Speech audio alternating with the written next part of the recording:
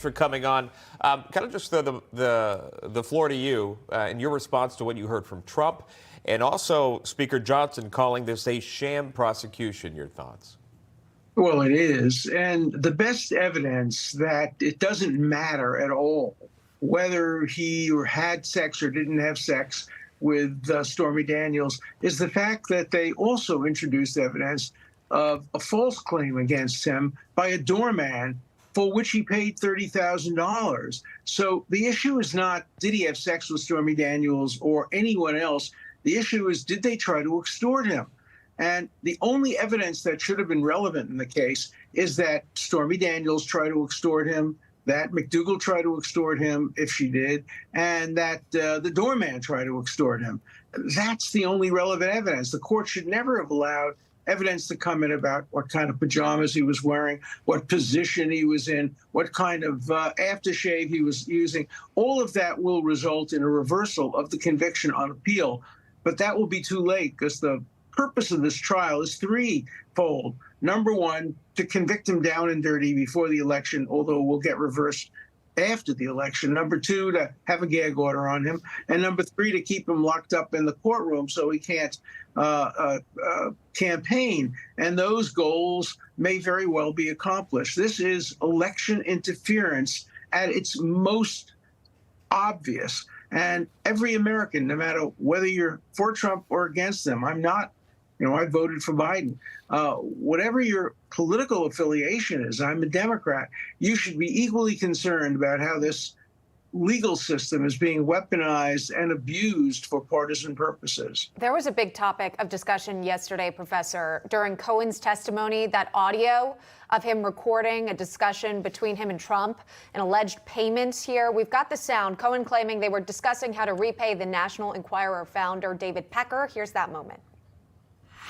I need to open up a company for the transfer of all of that info regarding our friend David, so that I'm going to do that right away. I've actually come up and I've spoken to Alan Weisselberg about how to set the whole thing up. When it comes time for the financing, which will be... Listen, what financing? We'll have to pay you. So don't pay for cash. No.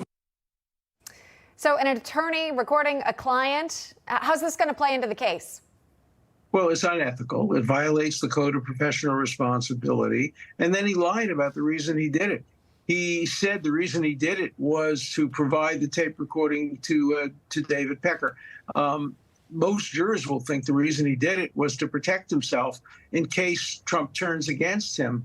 But without regard to what his reason was, it's not ethical to record your own client without your client knowing about it, even if you think you're doing it to protect him. Why not tell the client? So the whole incident regarding the recording is not going to be believed by the jury. And if the jury thinks that Cohen lied to them, even if they don't care that he lied to other people, jurors care deeply if they're lied to. And I think anybody on the jury, certainly the two lawyers on the jury, will look askance at his testimony for the reason why he claims he did this unethical thing of recording his own client.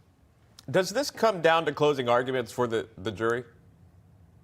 Every case comes down to some degree to closing argument. It also comes down to instructions, what the judge will instruct the jury. I don't know how the judge will instruct the jury because there's no crime here.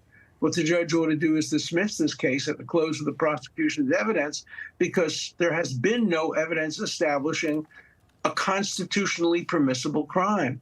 And so this case ought to be dismissed before Trump has to make a decision whether to take the witness stand. By the way, I don't think he will take the witness stand because the first question he would be asked, and the judge would permit it, is, did you have sex with Stormy Daniels? And if he says no, he opens himself up to a perjury prosecution, and this prosecutor would bring that.